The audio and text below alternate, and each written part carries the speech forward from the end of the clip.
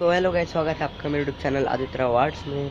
तो आज इस वीडियो में हम आ चुके हैं नए वीडियो में। तो आज इस वीडियो में मैं जोकर का स्केच बनाऊंगा। तो आपको मतलब ये ट्यूटोरियल ही है, थोड़ा लंबा भी होने वाला वीडियो, प्लीज़ एंड तक देखना। और कॉन्ग्रेचुलेशन, सिर्फ आपके सपोर्ट की वजह से ही हमारे 500 सब्सक्राइबर्स भी कंप्लीट हो चुके हैं, 600 भी होने वाले हैं, बहुत कम रह गए हैं 600 के लिए। तो प्लीज़ सपोर्ट करो और 600 भी पहुंचा दो। और अभी मैंने सब्सक्राइबर हाइड करे हैं, लेकिन जब 1 के हो जाएंगे तब मैं अनहाइड भी कर दूंगा।